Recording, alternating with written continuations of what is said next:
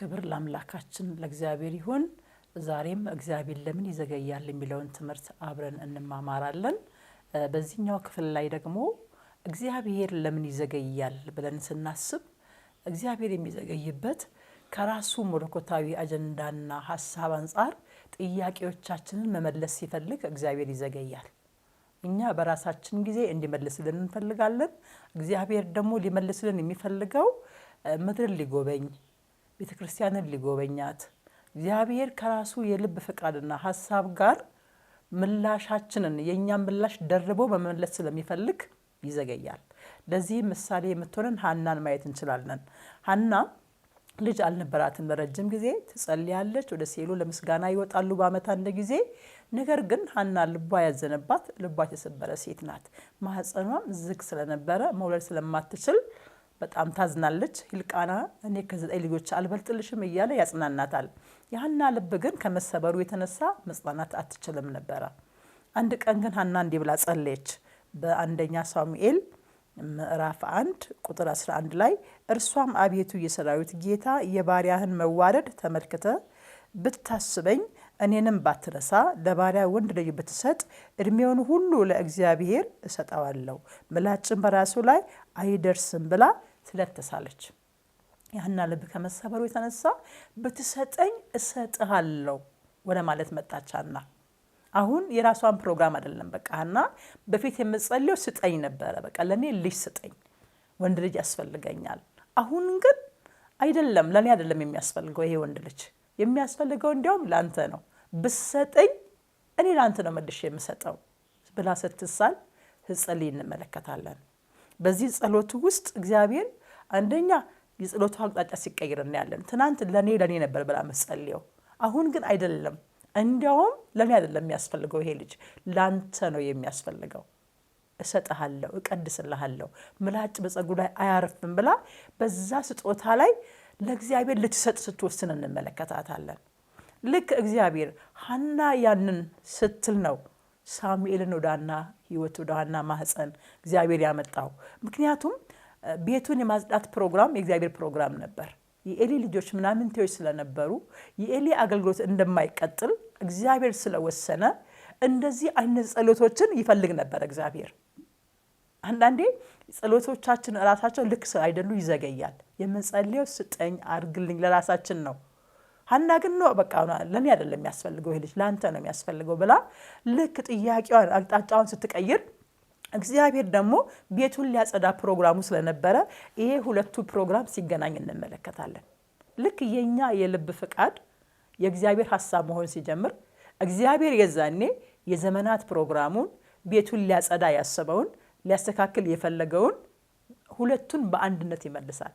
ለሷ ልጅ በመስጠት ልጁን ደግሞ ሊጠቀምበት ማለት ነው። አያችሁ፣ ከእግዚአብሔር መለኮታዊ ሐሳብ አንፃር የሚመለሱ ጸሎቶች እጅግ የሚያሳርፉና የሚያኮሩ ናቸው። ክብር ለኢየሱስ ይሁን። ከዳን እስከ ቤርሳቤ የሚፈርድ እስራኤልን የሚያሳርፍ ለማምጣትና እሰጥሃለሁ ብትሰጠኝ ወደሚል የጸሎት አቅጣጫ መቀየር ነበረበት። አቅጣጫዋ በቃ ያ ልክ ስትቀይር ይሄንን የምፈልገው ያለ ይመስላል እግዚአብሔር። ጀግና ያላት ይመስለኛል እግዚአብሔር። አያችሁ፣ እስከዛን ቀን ድረስ ግን ማህፀኗን ዘግቶ ነበር እሷ የጸሎት አቅጣጫዋ እስኪቀየር ድረስ። ስለዚህ እግዚአብሔር የሚዘገየው አንደኛ ጸሎታችን አቅጣጫውን እስኪቀይር ይዘገያል። ሁለተኛ ደግሞ በእንደዚህ አይነት ህይወት ላይ እግዚአብሔር የራሱን ፕሮግራም ነው እንጂ የሚያደርገው የኛም ፕሮግራም አድርጎ አይደለም እኛን ደስ የሚያሰኘን። ሁለተኛ በጣም የሚገርመኝ ከመጽሐፍ ቅዱሳችን ላይ እነ ዘካርያስ ቤተሰብ እነ ዘካርያስ እና ኤልሳቤጥ ብዙ ጊዜ ጸለዩ። ኤልሳቤጥ ማህን ነበረች፣ አልሆነም። ዘካርያስ በቃ አገልግሎቱን ቀጠለ። ምንም ባይሳካ የራሱ ጉዳይ ብሎ ትቶ እግዚአብሔርን በጣም ስለሚወድ ማገልገል ጀመረ። ያጥን ነበር በእግዚአብሔር ፊት በተራው። አንድ ቀን ግን ድንገት አንድ ነገር ሆነ። ጸሎት ተሰምቷል የሚል እሱ ጸሎቱን ረስቶታል እኮ። ለካ እግዚአብሔር የዘገየው ጸሎቱን እኮ ሰምቷል፣ ከሰማ ቆይቷል። የዘገየው ዘካርያስ ቤት እየየው እያለ መዋረዱ እያለ ነቀፋው እያለ ችግሩ እያለ እግዚአብሔር የሚዘገየው ከራሱ ፕሮግራም ጋር ሊፈጽም ነው። ከልጁ ከክርስቶስ ኢየሱስ ፊት የሚሄድ ዮሐንስ እንዲመጣ እነ ዘካርያስ ቤት ግን እየየ ነበር፣ ለቅሶ ነበር፣ ዋይታ ነበር። ለምን ዘገየ ነበር? እንደውም ረስተውታል መጨረሻ ላይ።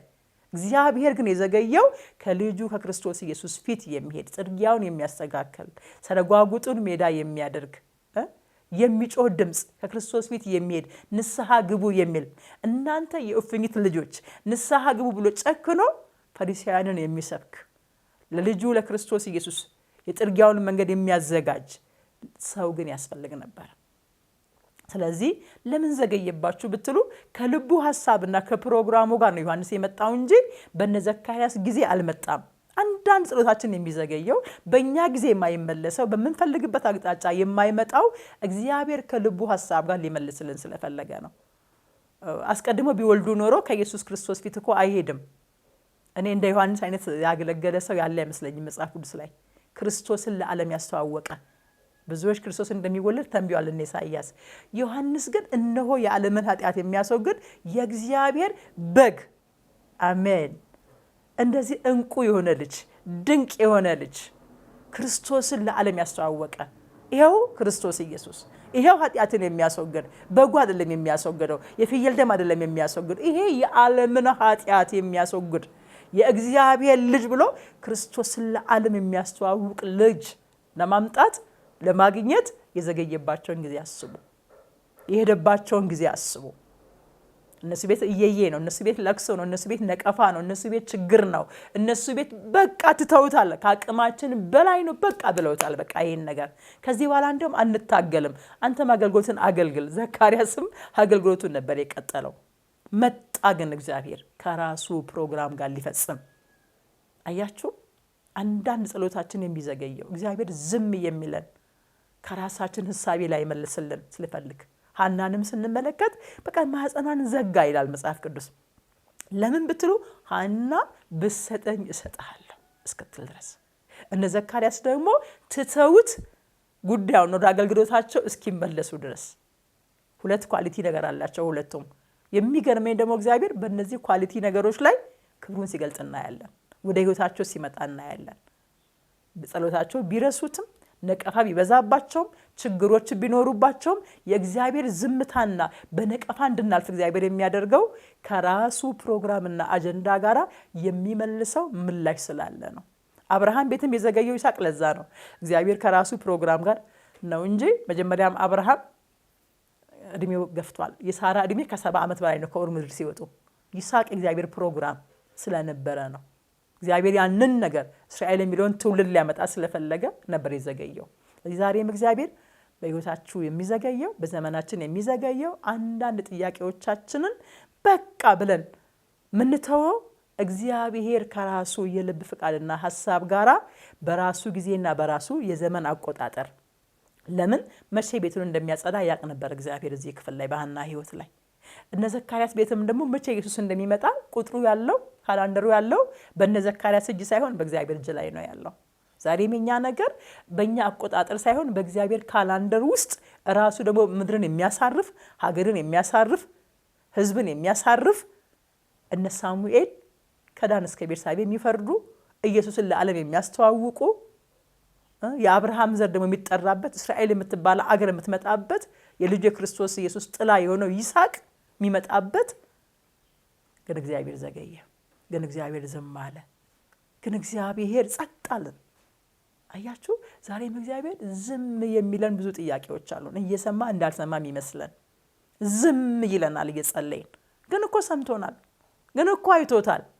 ከራሱ ፕሮግራም ጋር ሲመልስ ምድር ታርፋለች፣ ህዝብ ያርፋል፣ አገር ያርፋል፣ ድሆች ያርፋሉ፣ በጨለማ ያሉት ያርፋሉ፣ የተሰቃዩት ያርፋሉ።